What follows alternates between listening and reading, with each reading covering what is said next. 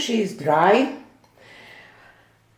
I kind of think that I had too much of bronze and that metallic red wine on the top. I had a bug come in here, so I did some finger dips to kind of correct that. There is some nice cells lacing the shimmer, maybe even the color palette with that permanent red violet. Maybe it was not. I almost lost the iridescent blue-green. You can see a little bit here.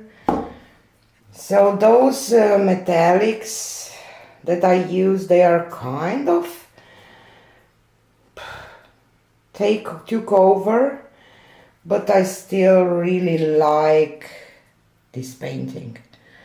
I'm still trying to figure out how to blow out to get the middle right with this Owatrol pouring medium,